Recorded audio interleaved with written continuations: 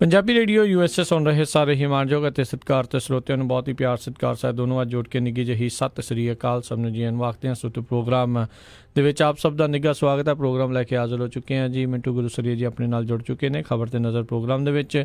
ਮਿੰਟੂ ਜੀ ਨਿੱਘੀ ਜੀ ਆਇਆਂ ਨੂੰ ਪਿਆਰ ਭਰੀ ਸਤਿ ਸ੍ਰੀ ਅਕਾਲ ਜੀ। ਸ਼ੁਕਰੀਆ ਜੀ ਸਾਰਿਆਂ ਨੂੰ ਸਤਿ ਸ੍ਰੀ ਅਕਾਲ। ਸਾਡੇ ਅੱਜ ਦੇ ਪ੍ਰੋਗਰਾਮ ਖਬਰ ਤੇ ਨਜ਼ਰ ਉਸ ਨੂੰ ਸਪਾਂਸਰ ਕਰਦੇ ਨੇ ਖਾਲਸਾ ਇੰਸ਼ੋਰੈਂਸ ਏਜੰਸੀ ਵਾਲੇ, ਜਿਨ੍ਹਾਂ ਦੇ ਕੋਲੋਂ ਹਰ ਇੱਕ ਤਰੀਕੇ ਦੀ ਇੰਸ਼ੋਰੈਂਸ ਕਰਵਾ ਸਕਦੇ ਹੋ। ਨੰਬਰ 408-272-25 'ਤੇ ਕਾਲ ਕਰੋ। Krishan Dhanota university, Jaspal Singh Sacramento, Jassi Gill plumbing ਵਾਲੇ Bakersfield, Gurmukh Singh Johal Bakersfield, Jagtar Singh Anandpuri university, GN tyre and lube ਵਾਲੇ, ਜਿਨ੍ਹਾਂ ਦੇ ਕੋਲੋਂ ਤੁਸੀਂ truck wash, oil change, air ਬ੍ਰੇਕਾਂ ਦਾ ਕੰਮ ਕਰਵਾ ਸਕਦੇ ਹੋ। ਨਵੇਂ ਪੁਰਾਣੇ ਟਾਇਰ ਵਾਜਿਬ ਕੀਮਤਾਂ 'ਤੇ ਇਹਨਾਂ ਤੋਂ ਖਰੀਦ ਸਕਦੇ ਹੋ। ਹੋਰ ਜਾਣਕਾਰੀ ਲਈ ਕਾਲ ਨਿਮਾ ਸਹੋਤਾ 209-277-0113। ਇਸ ਦੇ ਨਾਲ ਸ਼ਿਕਾਗੋ ਪੀਜ਼ਾ ਵਿਦ ਟਵਿਸਟ ਵਾਲੇ, ਜਿੱਥੋਂ ਤੁਸੀਂ ਹਰ ਤਰ੍ਹਾਂ ਦਾ veg, non veg, Indian style pizza ਤੁਸੀਂ ਆਰਡਰ ਕਰ ਸਕਦੇ ਹੋ। ਇਹਨਾਂ ਦੀ ਵੈਬਸਾਈਟ www.chicagopizzatwist.com ਦੇ ਉੱਤੇ ਕੂਪਨ ਕੋਡ 1313 ਪਾਉਣ ਦੇ ਉੱਤੇ 10% ਡਿਸਕਾਊਂਟ ਤੁਸੀਂ ਇੱਥੋਂ ਲੈ ਸਕਦੇ ਹੋ। ਅਤੇ ਨਾਲ ਹੀ ਕੰਗ ਟਰਾਂਸਪੋਰਟੇਸ਼ਨ ਵਾਲੇ, ਜਿਨ੍ਹਾਂ ਨੂੰ ਇਸ ਟਾਈਮ ਟਰੱਕ ਡਰਾਈਵਰਸ ਦੀ ਜ਼ਰੂਰਤ ਹੈ, 60 ਸੈਂਟ ਪਰ ਮਾਈਲ ਡਰਾਈਵਰਸ ਨੂੰ ਮਿਲਣਗੇ। ਹੋਰ ਜਾਣਕਾਰੀ ਲਈ ਕਾਲ ਸਨੀ ਕੰਗ 530-301-99-29 ਦੇ ਉੱਤੇ। ਅਸੀਂ ਇਹਨਾਂ ਸਾਰਿਆਂ ਦਾ ਬਹੁਤ ਬਹੁਤ ਧੰਨਵਾਦ ਕਰਦੇ ਹਾਂ। ਜੇਕਰ ਤੁਸੀਂ ਜਾਂ ਕੋਈ ਹੋਰ ਕਾਰੋਬਾਰ ਇਸ ਪ੍ਰੋਗਰਾਮ ਨੂੰ ਸਪਾਂਸਰ ਕਰਨਾ ਚਾਹੁੰਦੇ ਹੋ, ਸਹਿਯੋਗ ਕਰਨਾ ਚਾਹੁੰਦੇ ਹੋ, ਕਾਲ ਕਰੋ ਨੰਬਰ 408-722-7698 ਦੇ ਉੱਤੇ 4087227698 ਦੇ ਉੱਤੇ। ਮਿੰਟੂ ਜੀ, ਗੱਲਬਾਤ ਦਾ ਸਿਲਸਿਲਾ ਸ਼ੁਰੂ ਕਰਦੇ ਹਾਂ। ਭੀਮ ਆਰਮੀ ਦੇ ਨੇਤਾ ਦੇ ਭਾਈ ਦੇ ਕਤਲ ਤੋਂ ਬਾਅਦ ਸਹਾਰਨਪੁਰ ਵਿੱਚ ਤਣਾਅ। ਦੇਖੋ, ਇਹ ਜਿਹੜੀ ਭੀਮ ਆਰਮੀ ਆ, ਇਹ ਦਲਿਤ ਨੌਜਵਾਨਾਂ ਦਾ ਇੱਕ ਸੰਗਠਨ ਆ, ਔਰ ਜਿਨ੍ਹਾਂ ਦਾ ਜਿਹੜਾ ਅਗਵਾਈ ਕਰਤਾ ਸੀਗਾ, ਤੁਸੀਂ ਸੁਣਿਆ ਹੋਣਾ ਖਬਰਾਂ ਦੇ ਵਿੱਚ, ਪਿਛਲੇ ਸਾਲ ਗਿਆ ਸੀ, ਚੰਦਰ ਸ਼ੇਖਰ ਰਾਵਣ ਉਹਦਾ ਨਾਮ ਆ।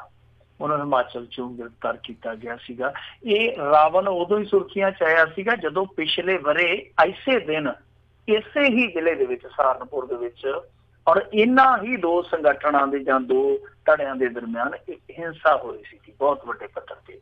ਸੋ ਐਤਕੀ ਵੀ ਉਸੇ ਦਿਨ ਹੀ 9 ਮਈ ਵਾਲੇ ਦਿਨ ਫਿਰ ਉੱਥੇ ਹਿੰਸਾ ਭੜਕੀ ਆ। ਔਰ ਹਿੰਸਾ ਕਿਉਂ ਭੜਕੀ ਆ, ਉਹਦਾ ਕਾਰਨ ਇਹ ਆ ਕਿ ਜਿਹੜਾ ਇਹ ਸਚਿਨ ਵਾਲੀਆ, ਇਹਨਾਂ ਦੀ ਭੀਮ ਆਰਮੀ ਦਾ ਆਗੂ ਸਹਾਰਨਪੁਰ ਦਾ, ਉਹਦੇ ਭਰਾ ਨੂੰ ਗੋਲੀ ਮਾਰੀ ਗਈ ਆ। ਹਾਲਾਂਕਿ ਇਸ ਤੋਂ ਬਾਅਦ ਹਿੰਸਾ ਨਹੀਂ ਭੜਕੀ, ਪਰ ਇਹ ਹਿੰਸਕ ਘਟਨਾ ਹੈ ਕਿਉਂਕਿ ਉੱਥੇ ਯਕਦਮ ਬਾਅਦ ਦੇ ਵਿੱਚ ਇਹਨਾਂ ਨੇ ਰੈਪਿਡ ਐਕਸ਼ਨ ਫੋਰਸ ਨਿਯੁਕਤ ਕਰ ਦਿੱਤੀ। ਉੱਥੇ ਇਸ ਤੋਂ ਇਲਾਵਾ ਇੰਟਰਨੈਟ ਬੰਦ ਕਰ ਦਿੱਤੇ ਗਏ। ਯਾਨੀ ਹਫੜਾ ਤਫੜੀ ਪੈ ਗਈ ਪ੍ਰਸ਼ਾਸਨ ਦੇ ਵਿੱਚ ਕਿ ਹੁਣ ਬਣੂਗਾ ਕੀ। ਅਸਲ ਦੇ ਵਿੱਚ ਕਹਾਣੀ ਕੀ ਆ ਕਿ ਜਿਹੜਾ ਪਿੰਡ ਆ, ਉਹਦਾ ਪਿੰਡ ਦਾ ਨਾਮ ਰਾਮਨਗਰ ਆ, ਇਹਦੇ ਵਿੱਚ ਦਲਿਤ ਬਹੁਤ ਗਿਣਤੀ ਦੇ ਵਿੱਚ ਆ। ਪਿਛਲੀ ਦਫਾ ਵੀ ਇੱਥੇ ਹੀ ਕਲੇਸ਼ ਪਿਆ ਸੀਗਾ, ਔਰ ਇੱਥੋਂ ਕਲੇਸ਼ ਇਸ ਕਰਕੇ ਸ਼ੁਰੂ ਹੋਇਆ ਸੀਗਾ ਕਿਉਂਕਿ ਦਲਿਤ ਅਤਿਆਚਾਰਾਂ ਦੇ ਵਿਰੋਧ ਦੇ ਵਿੱਚ ਇਹਨਾਂ ਨੇ ਇੱਕ ਪੰਚਾਇਤ ਰੱਖੀ ਸੀਗੀ ਦਲਿਤਾਂ ਨੇ। ਤਾਂ ਉਸ ਪੰਚਾਇਤ ਨੂੰ ਜ਼ੋਰਾਵਰਾਂ ਨੇ ਔਰ ਪੁਲਿਸ ਨੇ ਰਲ ਕੇ ਖਿੰਡਾ ਦਿੱਤਾ ਸੀਗਾ। ਉਹਨਾਂ ਨੂੰ ਲਾਠੀ ਚਾਰਜ ਦੇ ਨਾਲ ਉੱਥੋਂ ਭਜਾ ਦਿੱਤਾ ਸੀਗਾ। ਬਾਅਦ ਚ ਇਹ ਰਾਮਨਗਰ ਚ ਆ ਕੇ ਇਕੱਠੇ ਹੋ ਗਏ ਸੀਗੇ। ਫਿਰ ਜਦੋਂ ਪੁਲਿਸ ਇੱਥੇ ਪਹੁੰਚੀ ਤਾਂ ਦਲਿਤਾਂ ਨੇ ਅੱਗੇ ਲਾ ਲਿਆ ਸੀਗਾ ਪੁਲਿਸ ਪ੍ਰਸ਼ਾਸਨ, ਜਿੰਨਾ ਵੀ ਹੈ ਜਾਂ ਹੋਰ ਵੀ ਜਿਹੜੇ ਪ੍ਰਸ਼ਾਸਨਿਕ ਅਧਿਕਾਰੀ ਸੀਗੇ, ਇਹਨਾਂ ਨਾਲ ਫਿਰ ਬੁਰੀ ਕੀਤੀ ਸੀ। ਉੱਥੋਂ ਬਾਅਦ ਹਿੰਸਾ ਸ਼ੁਰੂ ਹੋ ਗਈ ਸੀਗੀ। ਤਾਂ ਐਤਕੀ ਲਗਭਗ ਸਥਿਤੀ ਉਹੋ ਜਿਹੀ ਬਣੀ ਪਈ ਆ। ਹਾਲਾਂਕਿ ਜਿਵੇਂ ਮੈਂ ਤੁਹਾਨੂੰ ਕਿਹਾ ਕਿ ਹਿੰਸਾ ਤੇ ਹੋਈ ਆ ਕਿ ਇਹ ਮੁੰਡਾ ਜਿਹੜਾ ਤੁਰਿਆ ਆਉਂਦਾ ਸੀਗਾ, ਆਪਣੇ ਘਰ ਨੂੰ ਤੁਰਿਆ ਆਉਂਦਾ ਸੀ, ਤਾਂ ਕੁਛ ਅਣਪਛਾਤੇ ਬੰਦਿਆਂ ਨੇ ਗੋਲੀ ਮਾਰ ਕੇ ਨੂੰ ਚਿੱਟੇ ਦਿਨ ਮਾਰ ਦਿੱਤਾ। ਉਸ ਤੋਂ ਬਾਅਦ ਇਹਦੀ ਲਾਸ਼ ਜਿਹੜੀ ਆ ਮੋਰਚਰੀ ਚ ਪਈ ਆ, ਔਰ ਜਿਹੜੇ ਪੇਰੈਂਟਸ ਆ ਜਾਂ ਜਿਹੜੇ ਇਹਦੇ ਹੋਰ ਨਜ਼ਦੀਕੀ ਆ ਜਾਂ ਜਿਹੜੇ ਸੰਗਠਨ ਨਾਲ ਜੁੜੇ ਇਹਨਾਂ ਦੇ, ਉਹ ਲੋਕ ਇਹਦੇ ਸੰਸਕਾਰ ਨਾ ਕਰਨ ਤੇ ਅੜੇ ਹੋਏ ਆ। ਸੋ ਉਹ ਗ੍ਰਿਫਤਾਰੀ ਮੰਗਦੇ ਆ ਕਿ ਜਿਹੜੇ ਬੰਦਿਆਂ ਨੇ ਇਹਨੂੰ ਮਾਰਿਆ ਉਹਨਾਂ ਨੂੰ ਤੁਰੰਤ ਗ੍ਰਿਫਤਾਰ ਕੀਤਾ ਜਾਵੇ, ਪਰ ਹਾਲੇ ਤੱਕ ਕੋਈ ਗ੍ਰਿਫਤਾਰੀ ਨਹੀਂ ਹੋਈ। ਅਸਲ ਦੇ ਵਿੱਚ ਕਹਾਣੀ ਕਿਵੇਂ ਵਿਗੜੀ, ਜਿਵੇਂ ਮੈਂ ਤੁਹਾਨੂੰ ਕਿਹਾ ਕਿ ਰਾਮਨਗਰ ਹੈ ਜਿਹੜਾ, ਉਹ ਦਲਿਤ ਬਹੁ ਗਿਣਤੀ ਵਾਲਾ ਪਿੰਡ ਹੈ। ਉੱਥੇ ਸਹਾਰਨਪੁਰ ਦੇ ਇਲਾਕੇ ਦੇ ਵਿੱਚ ਹੋਇਆ ਕੀ ਆ ਕਿ ਇਹਨਾਂ ਨੇ ਇੱਥੇ ਇੱਕ ਪ੍ਰੋਗਰਾਮ ਰੱਖਿਆ ਸੀਗਾ ਕਿ ਮਹਾਰਾਣਾ ਜਿਹੜਾ ਪ੍ਰਤਾਪ ਹੈ, ਉਹਦੀ ਜਿਹੜੀ ਜਯੰਤੀ ਆ, ਉਹਦੇ ਮੌਕੇ ਤੇ ਇਹਨਾਂ ਨੇ ਇੱਕ ਇੱਥੇ ਪ੍ਰੋਗਰਾਮ ਆਯੋਜਿਤ ਕਰਨਾ ਸੀ। ਹੁਣ ਦੇਖੋ, ਦਲਿਤ ਬਹੁ ਗਿਣਤੀ ਵਾਲਾ ਪਿੰਡ ਆ, ਔਰ ਪਿਛਲੀ ਦਫਾ ਇੱਥੇ ਹਿੰਸਾ ਹੋ ਚੁੱਕੀ ਹੈ ਏਡੇ ਵੱਡੇ ਪੱਧਰ ਤੇ, ਵਿਆਪਕ ਪੱਧਰ ਤੇ ਨੁਕਸਾਨ ਹੋਇਆ।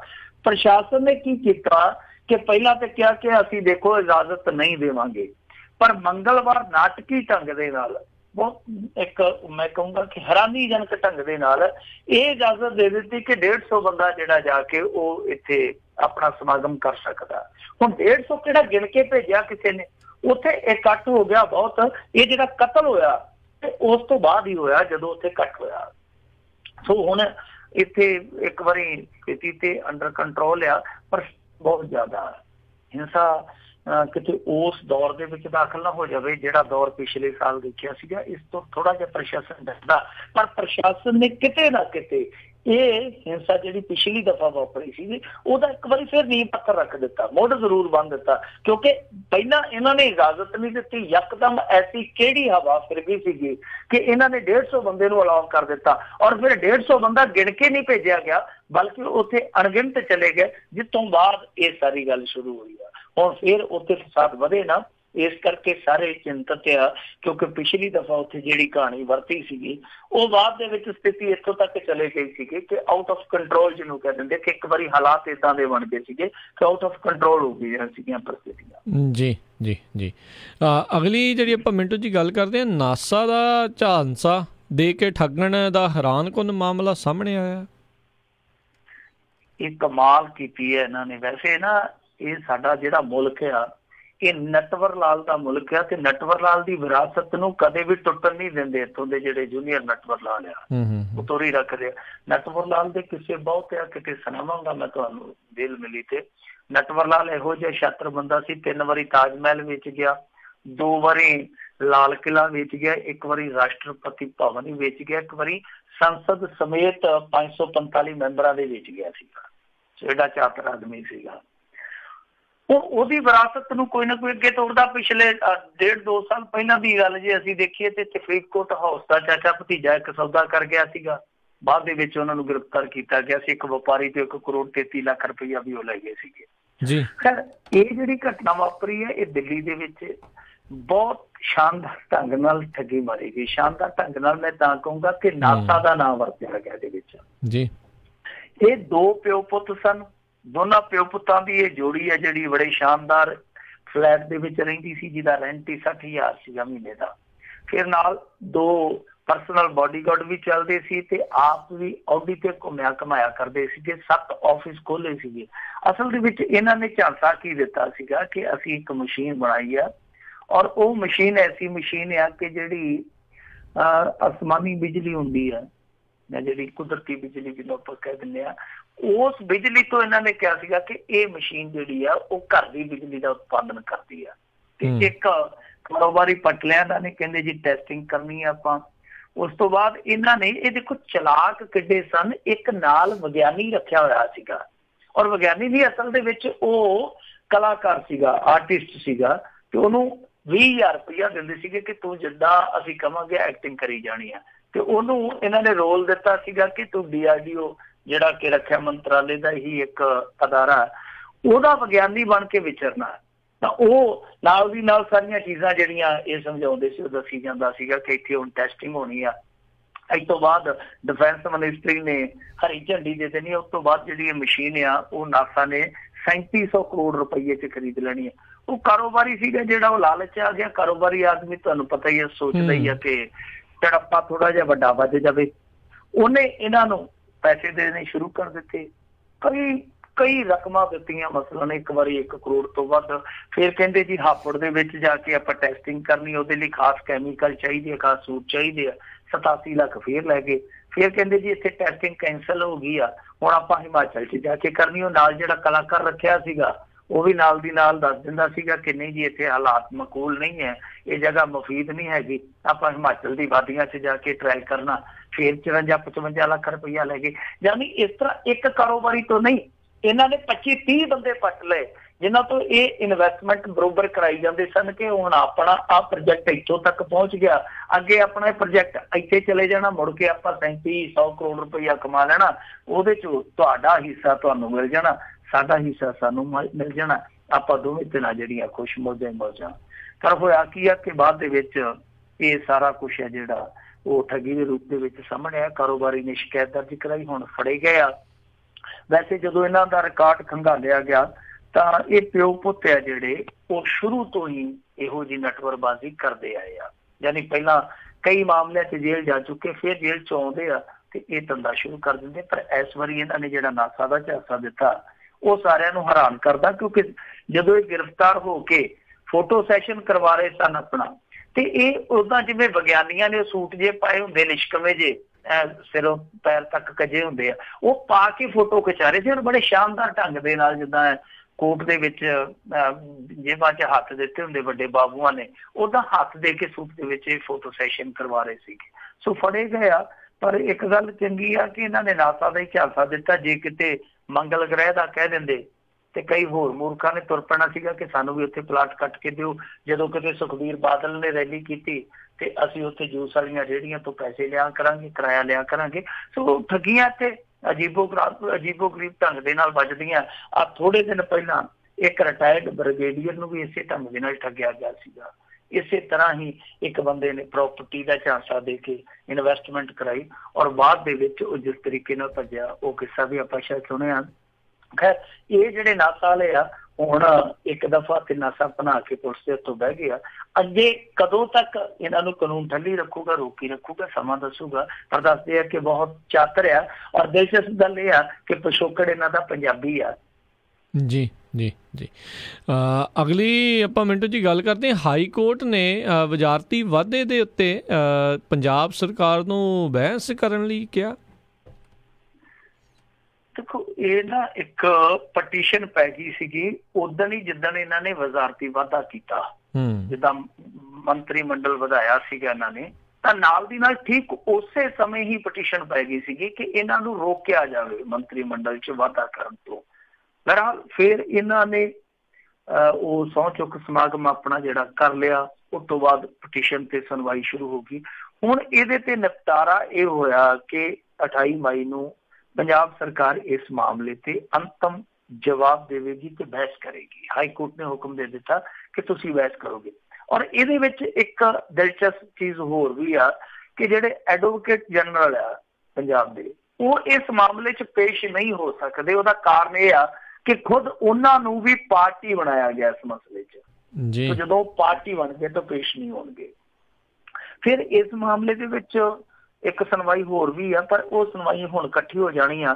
ਇਹਦੇ ਵਿੱਚ ਦੇਖੋ ਚੀਜ਼ ਇਹੋ ਹੀ ਆ ਕਿ ਜਦੋਂ ਕੇਂਦਰ ਸਰਕਾਰ ਨੇ ਕਾਨੂੰਨ ਬਣਾਇਆ ਸੀਗਾ ਕਿ ਜੋ ਵੀ ਵਿਧਾਨ ਸਭਾ ਸੀਟਾਂ ਦੀ ਕੁੱਲ ਗਿਣਤੀ ਆ, ਜਿੱਦਾਂ ਸਾਡੇ ਇੱਥੇ ਉਦਾਹਰਨ ਦੇ ਤੌਰ ਤੇ 117 ਆ, ਤਾਂ 117 ਸੀਟਾਂ ਦੇ ਵਿੱਚੋਂ ਸਿਰਫ ਤੇ ਸਿਰਫ 15% ਵਿਧਾਇਕ ਜਿਹੜੇ ਆ ਉਹ ਮੰਤਰੀ ਮੰਡਲ 'ਚ ਸ਼ਾਮਲ ਕੀਤੇ ਜਾਣਗੇ। ਹੁਣ ਇਸ ਮੰਤਰੀ ਮੰਡਲ ਦਾ ਰੌਲਾ ਕੀ ਆ? ਜੇ 117 ਚੋਂ ਆਪਾਂ ਫੀਸਦ ਕੱਢਣੀ ਹੋਵੇ 15 ਤੇ ਉਹਦੇ ਬਣਦੇ ਆ 17.5।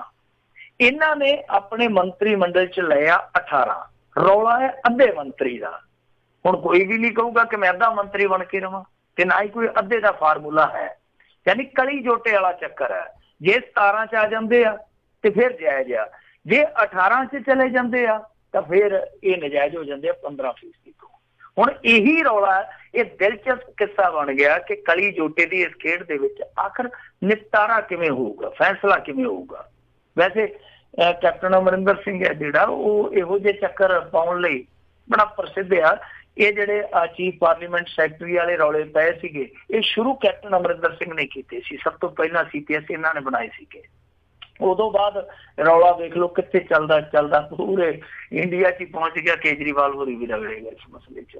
ਸੋ ਹੁਣ ਇਹ ਜਿਹੜਾ ਰੌਲਾ ਕਦੋਂ ਤੱਕ ਨਿਬੜਦਾ, ਕਦੋਂ ਤੱਕ ਹਾਈ ਕੋਰਟ ਇਹਨੂੰ ਨਜਿੱਠਦੀ ਆ, ਉਹ ਬਾਅਦ 'ਚ ਪਤਾ ਲੱਗੂਗਾ। ਪਰ ਇਹ ਸਭ ਤੋਂ ਦਿਲਚਸਪ ਤੱਥ ਆ, ਵਿਲੱਖਣ ਤੱਥ ਆ ਕਿ ਜਿਹੜੀ ਅੱਧੀ ਫੀਸਦੀ ਦਾ ਰੌਲਾ ਪੈਂਦਾ, ਉਹਦਾ ਆਖਰ ਨਿਪਟਾਰਾ ਕਿਸ ਤਰ੍ਹਾਂ ਕੀਤਾ ਜਾਊਗਾ। ਇਹ ਬੜਾ ਮੇਰੇ ਲਈ ਬਹੁਤ ਦਿਲਚਸਪੀ ਦਾ ਕਾਰਨ ਆ ਕਿ ਆਖਿਰ ਇਹਦਾ ਫੈਸਲਾ ਕਿੱਦਾਂ ਹੋਊਗਾ। ਕਿ 17 ਨੂੰ ਹੀ ਐਗਜ਼ੈਕਟ ਫਿਗਰ ਮੰਨਿਆ ਜਾਊਗਾ 15% ਦਾ, ਜਾਂ ਰਹਿ ਦੇ ਦਿੱਤੀ ਜਾਊਗੀ ਕਿ ਅੱਧੇ ਦਾ ਕੋਈ ਹੱਲ ਨਹੀਂ, ਪਰ 18 ਜਾਇਜ਼ ਆ ਪੰਜਾਬ ਲਈ। ਜੀ ਜੀ ਜੀ ਅਗਲੀ ਜਿਹੜੀ ਆਪਾਂ ਮਿੰਟੂ ਜੀ ਗੱਲ ਕਰਦੇ ਹਾਂ ਵੀ SGPC ਨੇ ਹਾਈ ਕੋਰਟ ਵੱਲੋਂ ਸਹੁੰ ਚੁੱਕਣ ਦੇ ਉੱਤੇ ਦਿੱਤੇ ਫੈਸਲੇ ਦਾ ਵਿਰੋਧ ਕੀਤਾ। ਦੇਖੋ ਇਹ ਚੱਕਰ ਇਹ ਸੀਗਾ ਕਿ ਅੰਮ੍ਰਿਤਸਰ ਇਲਾਕੇ 'ਚੋਂ 2 ਧਿਰਾਂ ਹਾਈ ਕੋਰਟ ਪਹੁੰਚੀਆਂ ਸਨ, ਜਿਹਦੇ 'ਚ ਇੱਕ ਧਿਰ ਨੇ ਦੋਸ਼ ਲਾਇਆ ਸੀਗਾ ਕਿ ਮੈਂ ਜ਼ਮੀਨ ਖਰੀਦੀ ਸੀ ਇਹਨਾਂ ਤੋਂ ਔਰ ਇਹਨਾਂ ਨੂੰ ਪੈਸੇ ਦਿੱਤੇ। ਦੂਜੀ ਧਿਰ ਕਹਿੰਦੀ ਸੀਗੀ ਕਿ ਅਸੀਂ ਪੈਸੇ ਲਏ ਨਹੀਂ। ਆਹ ਰੌਲਾ ਸੀਗਾ, ਲੈਣ ਦੇਣ ਦਾ ਰੌਲਾ ਸੀਗਾ। ਹਾਈ ਕੋਰਟ 'ਚ ਮਸਲਾ ਆ ਗਿਆ। ਉੱਥੇ ਹਾਈ ਕੋਰਟ ਦੇ ਵਿੱਚ ਨਵੇੜਾ ਇਹ ਹੋਇਆ ਕਿ ਇੱਕ ਧਿਰ ਕਹਿੰਦੀ ਕਿ ਜੇ ਇਹ ਕਹਿ ਦੇਵੇ ਕਿ ਇਹਨੇ ਪੈਸੇ ਨਹੀਂ ਲਏ ਤੇ ਅਸੀਂ ਇਹਨੂੰ ਪੈਸੇ ਛੱਡੇ, ਆਪਣੀ ਪਟੀਸ਼ਨ ਅਸੀਂ ਵਾਪਸ ਲੈ ਲੈਂਦੇ ਹਾਂ। ਤੇ ਹਾਈ ਕੋਰਟ ਨੇ ਕਿਹਾ ਕਿ ਠੀਕ ਆ ਭਾਈ, ਤੁਸੀਂ ਫਲਾਂ ਗੁਰਦੁਆਰੇ 'ਚ ਚਲੇ ਜਾਓ ਔਰ ਉੱਥੇ ਇੱਕ ਅਧਿਕਾਰੀ ਦੀ ਡਿਊਟੀ ਲਾ ਦਿੱਤੀ ਕਿ ਜੋ ਵੀ ਉੱਥੇ ਇਹ ਸਹੁੰ ਚੁੱਕ ਸਮਾਗਮ ਕਰਨਗੇ ਉਹਦੀ ਵੀਡੀਓਗ੍ਰਾਫੀ ਕਰ ਲਿਓ ਤਾਂ ਕਿ ਪਤਾ ਲੱਗ ਜਾਵੇ ਕਿ ਇਹਨਾਂ ਦਾ ਨਿਪਟਾਰਾ, ਇਹਨਾਂ ਦਾ ਨਵੇੜਾ ਹੋ ਗਿਆ। ਹੁਣ ਇਹਦੇ ਵਿੱਚ ਦੇਖੋ ਇੱਕ ਬਹਿਸ ਚੱਲਦੀ ਪਈ ਸੀਗੀ ਕਿ ਕੀ ਇਹ ਠੀਕ ਆ ਜਾਂ ਇਹ ਗਲਤ ਆ। ਤਾਂ ਇਸੇ ਦਰਮਿਆਨ SGPC ਦੇ ਵਕੀਲ ਨੇ ਹਾਈ ਕੋਰਟ ਦੇ ਇਸ ਹੁਕਮ ਤੇ ਇਤਰਾਜ਼ ਜਤਾ ਦਿੱਤਾ। ਉਹ ਕਹਿੰਦੇ ਆ ਜੀ ਕਿ ਸਹੁੰ ਸਾਹ ਵਾਲਾ ਕਨਸੈਪਟ ਜਿਹੜਾ ਉਹ ਸਿੱਖੀ ਦੇ ਵਿੱਚ ਹੈ ਨਹੀਂਗਾ। ਸੋ ਇਸ ਤਰ੍ਹਾਂ ਸਹੁੰ ਸਾਹ ਵਾਲਾ ਚੱਕਰ ਹੈ ਜਿਹੜਾ ਉਹ ਇੱਧਰ ਨਾ ਪਾਓ, ਇਹ ਸਾਡੇ ਸਿਧਾਂਤਾਂ 'ਚ ਹੈ ਨਹੀਂਗਾ। ਹੁਣ ਇਹ ਇਤਰਾਜ਼ ਇਹਨਾਂ ਨੇ ਜਤਾ ਦਿੱਤਾ, ਦਰਜ ਕਰਵਾ ਦਿੱਤਾ। ਅੱਗੇ ਦੇਖੋ ਕੀ ਬਣਦਾ, ਪਰ ਸਹੁੰ ਵਾਲਾ ਕੰਮ ਪਤਾ ਨਹੀਂ ਮੇਰੇ ਖਿਆਲ ਦੇ ਨਾਲ ਹੋ ਗਿਆ ਜਾਂ ਨਹੀਂ ਹੋ ਗਿਆ। ਪਰ ਜਿਸ ਤਰੀਕੇ ਨਾਲ ਬਹਿਸ ਚੱਲਦੀ ਪਈ ਸੀ, ਇਹ ਬਹਿਸ ਅੱਗੇ ਹੋਰ ਵੱਧ ਜਾਣੀ ਆ, ਕਿਉਂਕਿ ਸਾਡੇ ਪਿੰਡਾਂ ਦੇ ਵਿੱਚ ਵੀ ਤੇ ਆਮ ਤੌਰ ਤੇ ਉਹੀ ਆ ਕਿ ਜਦੋਂ ਕੋਈ ਛੋਟਾ ਮੋਟਾ ਰੌਲਾ ਪੈ ਜਾਂਦਾ ਗੱਲ ਸਹੁੰ ਤੇ ਆ ਕੇ ਨਿਬੜਦੀ ਆ। ਸਾਡੇ ਤੇ ਸਹੁੰ ਤੇ ਆ ਕਹਿ ਦਿੰਦੇ ਕਿ ਸਹੁੰ ਤੇ ਆ ਦੇ ਫਲਾਣੇ ਆ। ਸੋ ਸਹੁੰ ਤੇ ਆ ਕੇ ਪਿੰਡਾਂ 'ਚ ਚੱਲਦਾ। SGPC ਵਾਲੇ ਕਹਿੰਦੇ ਕਿ ਕਨਸੈਪਟ ਹੀ ਹੈ ਨਹੀਂਗਾ। ਖੈਰ ਇਹ ਸਿਧਾਂਤਕ ਇਹਨਾਂ ਦੀ ਆਪਣੀ ਸਫਾਈ ਹੈ, ਸਿਧਾਂਤਕ ਇਹਨਾਂ ਦੇ ਲੌਜਿਕ ਆ। ਪਰ ਕੁੱਲ ਮਿਲਾ ਕੇ ਜੇ ਦੇਖੀਏ ਤਾਂ ਹਾਈ ਕੋਰਟ, ਪਤਾ ਨਹੀਂ ਹੁਣ ਸੁਪਰੀਮ ਕੋਰਟ ਜਾਂ ਜਿਹੜਾ ਸੰਵਿਧਾਨ ਆ ਉਹ ਇਸ ਚੀਜ਼ ਨੂੰ ਅਲਾਓ ਕਰਦਾ ਜਾਂ ਨਹੀਂ ਕਰਦਾ। ਪਰ ਜੇ ਆਪਾਂ ਵਿਹਾਰਕ ਤੌਰ ਤੇ ਦੇਖੀਏ ਤੇ ਚੀਜ਼ ਠੀਕ ਨਹੀਂ ਲੱਗਦੀ, ਕਿਉਂਕਿ ਜੇ ਸਹੁੰ ਧਿਆਨ ਨਾਲ ਹੀ ਨਿਬੜਨਾ ਤਾਂ ਫਿਰ ਕੋਈ ਕੋਰਟ ਕਚਹਿਰੀ ਕਿਉਂ ਆਏਗਾ? ਫਿਰ ਇੰਨਾ ਸਮਾਂ ਬਰਬਾਦ ਕਰਨ ਦੀ ਕੀ ਜ਼ਰੂਰਤ ਹੈ? ਇੰਨੇ ਲੈਣ ਦੇਣ ਵਾਲੇ ਕੇਸ ਜੇ ਚੱਲਦੇ ਪਏ ਆ ਜਿਹੜੇ, ਉਹ ਸਾਰੇ ਸਹੁੰ ਤੇ ਸਿੱਟ ਦੇਣੇ ਚਾਹੀਦੇ ਆ ਕਿ ਹਾਂ ਭਾਈ ਸਹੁੰ ਨਾਲ ਨਿਬੇੜ ਲਵੋ। ਤਾਂ ਮੇਰੇ ਖਿਆਲ ਦੇ ਨਾਲ ਵਿਹਾਰਕ ਤੌਰ ਤੇ ਜਿਹੜਾ ਫੈਸਲਾ ਹੈ ਉਹ ਇੱਕ ਬਹਿਸ ਦਾ ਵਿਸ਼ਾ, ਕੰਟਰੋਵਰਸ਼ਲ ਹੈ। ਪਰ ਇਹਦੇ ਵਿੱਚ ਹੁਣ ਜਿਹੜੀ SGPC ਨੇ ਆ ਕੇ ਆਪਣੀ ਤਰਕਬਾਜ਼ੀ ਕੀਤੀ ਹੈ, ਉਹਦੇ ਤੇ ਕੀ ਫੈਸਲਾ ਕੀਤਾ ਜਾਂਦਾ ਇਹ ਦੇਖਣਾ ਦਿਲਚਸਪ ਰਹੇਗਾ। ਜੀ ਜੀ। ਅਗਲੀ ਜਿਹੜੀ ਗੱਲ ਕਰਦੇ ਹਾਂ, ਰੇਤਾ ਚੋਰੀ ਚੁੱਕਣ ਲਈ ਬਣੀ ਕਮੇਟੀ ਦੇ ਸੁਰ ਦੋ ਫਾੜ। ਦੇਖੋ ਜਿਹੜੀ ਰੇਤਾ ਚੋਰੀ ਰੋਕਣ ਲਈ ਬਣੀ ਸੀਗੀ ਕਮੇਟੀ, ਇਹਦੇ ਵਾਕਈ ਸੁਰ ਜਿਹੜੇ ਆ ਉਹ ਦਫੇੜ ਹੋ ਗਏ ਆ, ਦਫਾੜ ਹੋ ਗਏ ਆ।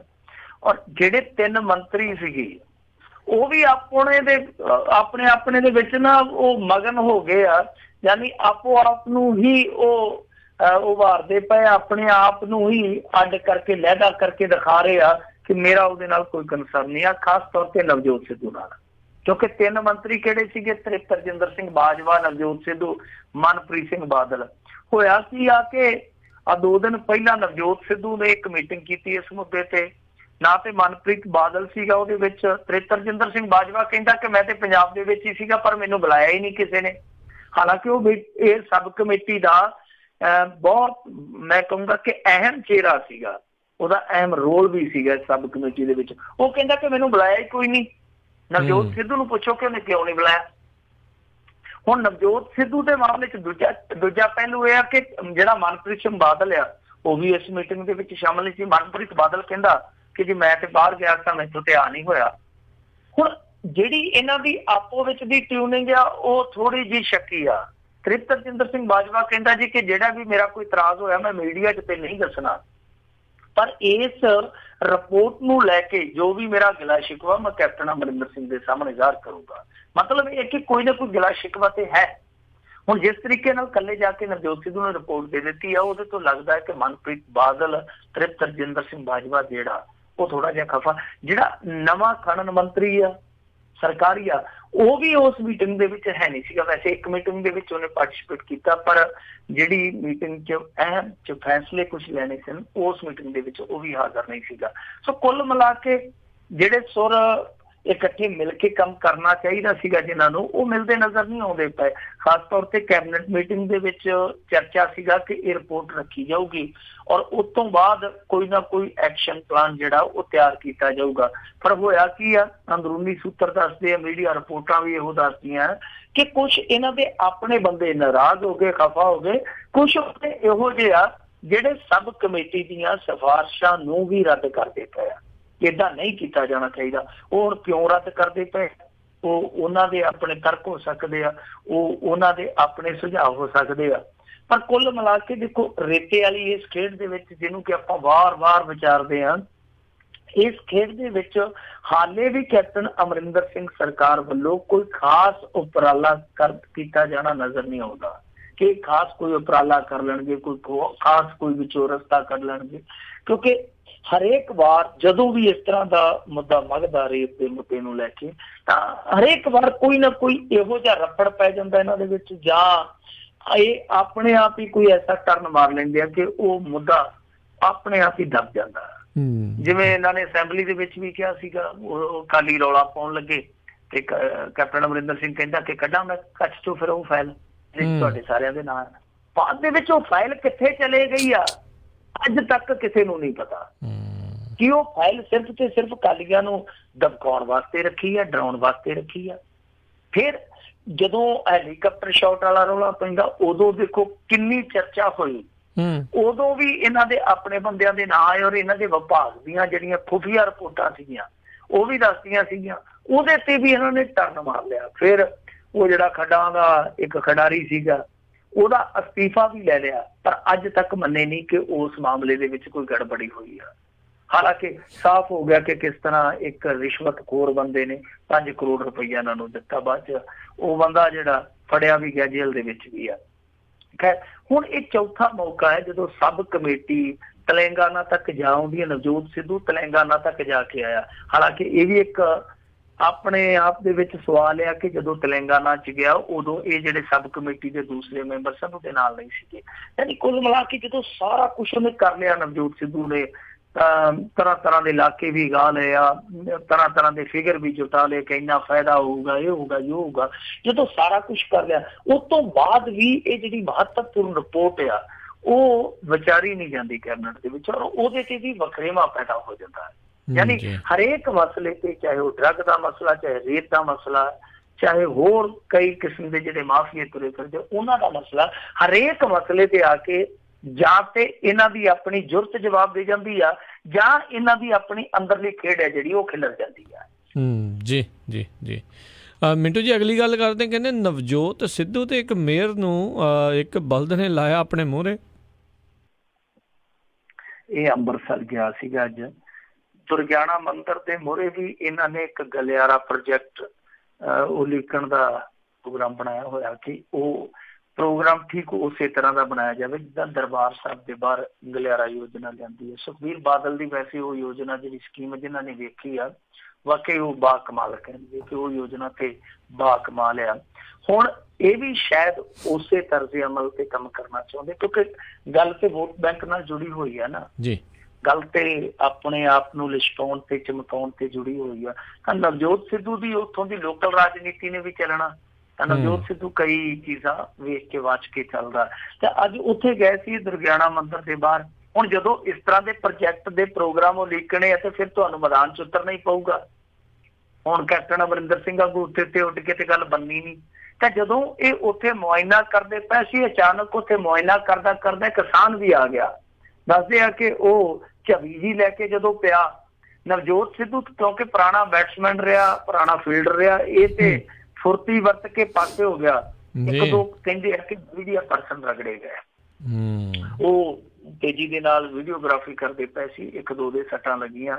ਸੋ ਇਹ ਥੋੜਾ ਜਿਹਾ ਪਾਸੇ ਹੋ ਗਿਆ। ਮੇਅਰ ਜਿਹੜਾ ਕਰਮਜੀਤ ਸਿੰਘ ਰਿੰਟੂ ਸੀ, ਡਿਪਟੀ ਕਮਿਸ਼ਨਰ ਕਮਲਦੀਪ ਸੰਘਾ, ਇਹ ਸਾਰੇ ਬੜੀ ਫੁਰਤੀ ਨਾਲ ਬਚੇ। ਜਾਨੀ ਇੱਕ ਵਾਰੀ ਇਹਨਾਂ ਦੇ ਸਾਹ ਜਿਹੜੇ ਸੀਗੇ ਉਹ ਤਾਲੂ ਨਾਲ ਲੱਗ ਗਏ ਸੀਗੇ ਜਾ ਕੇ ਕਿ ਵੜ ਕੀ ਗਿਆ, ਜੀਭ ਜਿਹੜੀ ਸੀ ਉਹ ਖੁਸ਼ਕ ਹੋ ਗਈ ਕਿ ਆਹ ਕੀ ਹੋ ਗਿਆ। ਵੈਸੇ ਚਾਹੇ ਉਹ ਬਲਦ ਹੋਵੇ, ਆ ਤਾਂ ਬਲਦ ਆ, ਚਾਹੇ ਫਿਰ ਉਹ ਕੁੱਤਾ ਹੋਵੇ, ਇਹ ਸਾਰੇ ਸਮੇਂ ਦਰ ਸਮੇਂ ਇਹਨਾਂ ਨੂੰ ਜਗਾਉਂਦੇ ਰਹਿੰਦੇ ਆ। ਇਹਨਾਂ ਦੇ ਮਗਰ ਬਲਦ ਲੱਗਾ। ਬਠਿੰਡੇ ਵਾਲੇ SSP ਨੂੰ ਕੁੱਤਾ ਵੱਢ ਗਿਆ ਸੀਗਾ ਆ ਥੋੜਾ ਸਮਾਂ ਪਹਿਲਾਂ। ਯਾਨੀ ਅਵਾਰਾ ਕੁੱਤੇ ਤੇ ਵਾਰਾ ਪਸ਼ੂ ਇਹਨਾਂ ਨੂੰ ਚਤਾਉਂਦੇ ਰਹਿੰਦੇ ਆ। ਵੈਸੇ ਚੋਰ ਵੀ ਚਤਾ ਜਾਂਦੇ ਆ ਕਈ ਵਾਰੀ।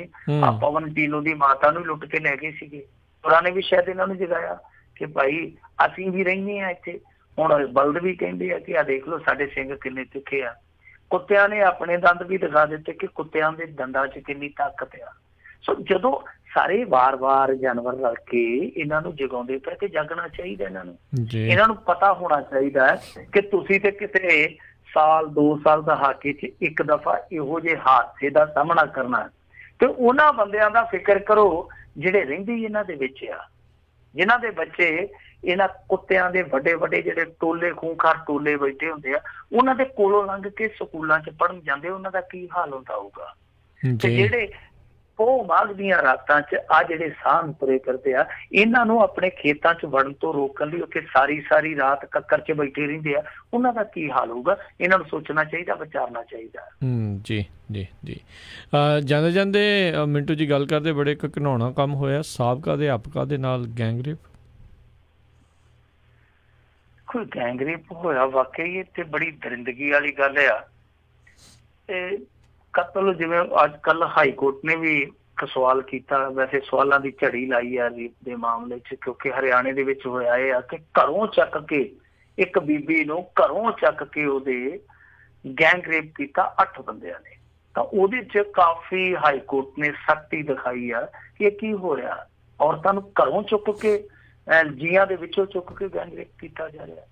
ਤਾਂ ਫਿਰ ਉੱਥੇ ਇੱਕ ਸਵਾਲ ਇਹ ਵੀ ਆਇਆ ਸੀਗਾ ਕਿ ਦੇਖੋ, ਜਿਹੜਾ ਕਾਤਲ ਆ ਉਹ ਤੇ ਸਰੀਰ ਨੂੰ ਮਾਰ ਦਿੰਦਾ ਇੱਕਦਮ, ਤਾਂ ਜਿਹੜਾ ਇਹ ਰੇਪਿਸਟ ਆ ਉਹ ਤੇ ਰੂਹ ਦਾ ਕਤਲ ਕਰਦਾ, ਔਰ ਉਹ ਕਤਲ ਹੋਈ ਰੂਹ ਹੈ ਜਿਹੜੀ ਉਹ ਮਰਦੀ ਨਹੀਂ ਹੈ, ਬਲਕਿ ਤਾਂ ਉਮਰ ਸਿਸਕਦੀ ਰਹਿੰਦੀ ਹੈ ਜੀ। ਤਾਂ ਇਹ ਟਿੱਪਣੀ ਜਿਹੜੀ ਹਾਈ ਕੋਰਟ ਦੀ ਆਪਣੇ ਆਪ ਦੇ ਵਿੱਚ ਉਸ ਦਰਦ ਨੂੰ ਪ੍ਰਭਾਸ਼ਿਤ ਕਰਦੀ ਹੈ। ਖੈਰ, ਇਹ ਜਿਹੜੀ ਘਟਨਾ ਵਾਪਰੀ ਹੈ, ਖੰਨੇ ਦੇ ਲਾਗੇ ਵਾਪਰੀ ਹੈ, ਇਹ ਅਧਿਆਪਕਾ ਅਸਲ ਦੇ ਵਿੱਚ ਬੀਬੀ ਨਸ਼ੇ ਦੀ ਵੀ ਆਦੀ ਸੀਗੀ।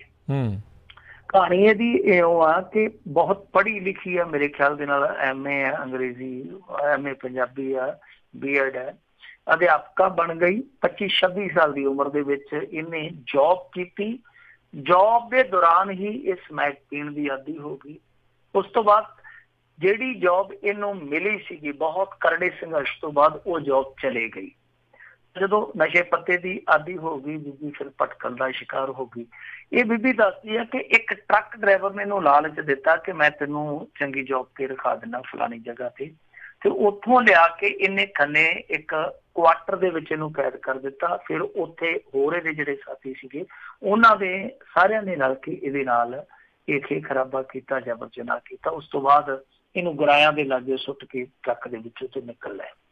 ਫਿਰ ਹੁਣ ਇਸ ਬੀਬੀ ਨੂੰ ਹਸਪਤਾਲ 'ਚ ਪਹੁੰਚਾਇਆ ਗਿਆ। ਇਹ ਅੱਖਾਂ ਖੋਲਣ ਵਾਲੀ ਸੱਚਾਈ ਆ ਸਾਡੇ ਪੰਜਾਬ ਦੇ ਵਿੱਚ ਕੀ ਵਾਪਰਦਾ ਪਿਆ। ਗੈਂਗ ਰੇਪ ਆਪਣੇ ਆਪ ਦੇ ਵਿੱਚ ਅੱਤ ਦਰਜੇ ਦੀ ਘਿਨਾਉਣੀ ਕਰਤੂਤ ਆ, ਅੱਤ ਦਰਜੇ ਦਾ ਘਿਨਾਉਣਾ ਗੁਨਾਹ ਆ, ਇਹਦੇ ਵਿੱਚ ਕੋਈ ਸ਼ੱਕ ਨਹੀਂ। ਪਰ ਦੇਖੋ, ਜਿਹੜੀ ਨਸ਼ੇ ਵਾਲੀ ਤਰਾਸਦੀ ਕਿ ਬੀਬੀ ਕਿੱਥੋਂ ਚੱਲ ਕੇ ਕਿੱਥੇ ਪਹੁੰਚਦੀ। ਇੱਥੇ ਜੌਬ ਨੂੰ ਤਰਸਦੇ ਆ ਲੋਕ, ਲੱਖਾਂ ਰੁਪਈਏ ਲਈ ਫਿਰਦੇ ਆ। ਇਸ ਬੀਬੀ ਨੂੰ ਛੋਟੀ ਜਿਹੀ ਉਮਰ ਦੇ ਵਿੱਚ ਜੌਬ ਮਿਲੀ, ਤੇ ਜੌਬ ਕਾਹਦੇ ਕਰਕੇ ਚਲੀ ਗਈ?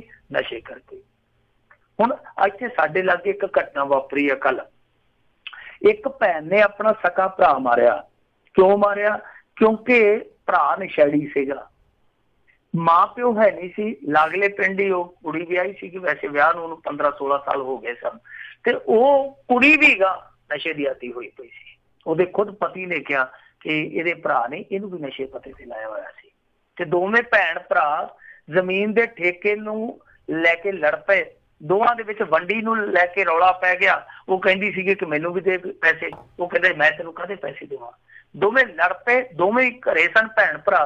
ਭੈਣ ਨੇ ਚੱਕ ਕੇ ਬਾਲਾ ਮਾਰਿਆ ਉਹਦੇ ਮੱਥੇ 'ਚ, ਉਹਦਾ ਉੱਥੇ ਥਾਂ ਮਰ ਗਿਆ। ਸੋ ਨਸ਼ੇ ਨੇ ਦੇਖੋ ਕਿ ਦੋਏ ਘਰ ਪੱਟ ਦਿੱਤੇ, ਮੁੰਡਾ ਤੇ ਮਰ ਹੀ ਗਿਆ।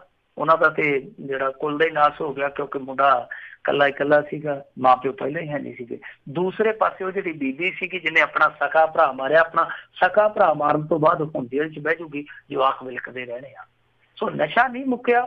ਇਹ ਕਹਿੰਦੇ ਸੀਗੇ ਕਿ ਨਸ਼ਾ ਅਸੀਂ ਮੁਕਾ ਦਿਆਂਗੇ, ਨਸ਼ਾ ਨਹੀਂ ਮੁੱਕਿਆ। ਜੇ ਮੁੱਕਿਆ ਤੇ ਲੋਕਾਂ ਦਾ ਚੈਨ ਮੁੱਕਿਆ, ਲੋਕਾਂ ਦੀ ਨੀਂਦ ਮੁੱਕੀ ਆ, ਲੋਕਾਂ ਦੇ ਘਰਾਂ ਦਾ ਸੁੱਖ ਮੁੱਕਿਆ, ਜਾਂ ਫਿਰ ਲੋਕਾਂ ਦੇ ਵਿਹੜਿਆਂ ਦੇ ਵਿੱਚੋਂ ਇਸ ਤਰ੍ਹਾਂ ਜੀ ਮੁੱਕ ਰਹੇ ਆ, ਜਿਸ ਤਰ੍ਹਾਂ ਮੈਂ ਤੁਹਾਨੂੰ ਆਹ ਘਟਨਾ ਦੱਸੀ ਹੈ। ਸੋ ਇਹ ਇੱਕ ਤਰਾਸਦੀ ਆ ਕਿ ਇੱਥੇ ਅਸੀਂ ਰੋਂਦੇ ਸਾਂ ਕਿ ਸਾਡੇ ਜਿਹੜੇ ਨੌਜਵਾਨ ਆ ਉਹ ਨਸ਼ੇ ਦਾ ਸ਼ਿਕਾਰ ਹੋ ਰਹੇ ਆ। ਪਰ ਆ ਜਿਹੜੀਆਂ ਦੋ ਸਟੋਰੀਆਂ, ਇਹ ਤੁਸੀਂ ਆਪ ਹੀ ਅੰਦਾਜ਼ਾ ਲਾ ਲਓ ਕਿ ਇਹ ਕਿਹੜਾ ਪੱਖ ਬਿਆਨ ਕਰਦੀਆਂ ਪਈਆਂ। ਜੀ ਜੀ ਜੀ। ਅਤੇ ਬਹੁਤ ਬਹੁਤ ਮਿੰਟੂ ਜੀ ਤੁਹਾਡਾ ਧੰਨਵਾਦ, ਤੁਸੀਂ ਸਾਡੇ ਨਾਲ ਜੁੜੇ ਅਤੇ ਇਹਨਾਂ ਖਬਰਾਂ ਬਾਰੇ ਸਾਨੂੰ ਜਾਣਕਾਰੀ ਦਿੱਤੀਆਂ। ਅਗਲੀ ਵਾਰ ਤੱਕ ਲਈ ਬੜੀ ਮਿਹਰਬਾਨੀ। ਪਿਆਰ ਭਰੀ ਸਤਿ ਸ਼੍ਰੀ ਅਕਾਲ ਜੀ। ਸਤਿ ਸ਼੍ਰੀ ਅਕਾਲ ਜੀ। ਇਸ ਉੱਤੇ ਇੱਥੇ ਹੀ ਸਾਡਾ ਅੱਜ ਦਾ ਇਹ ਪ੍ਰੋਗਰਾਮ ਸਮਾਪਤ ਆ। ਮਿਲਾਂਗੇ ਤੁਹਾਨੂੰ ਸਾਰਿਆਂ ਨੂੰ ਬਹੁਤ ਅਗਲੀ ਬੁਲਟਨ ਦੇ ਵਿੱਚ। ਉਦੋਂ ਤੱਕ ਲਈ ਮੇਰੇ ਵੱਲੋਂ ਵੀ ਤੁਹਾਨੂੰ ਸਾਰਿਆਂ ਨੂੰ ਪਿਆਰ ਸਤਿਕਾਰ ਸਨ। ਜੀ ਸਤਿ ਸ਼੍ਰੀ ਅਕਾਲ। ਜਿਉਂਦੇ ਵਾਸਤੇ ਰਹੋ, ਹੱਸਦੇ ਖੇਲਦੇ ਰਹੋ, ਸੁਣਦੇ ਰਹੋ ਪੰਜਾਬੀ ਰੇਡੀਓ USA।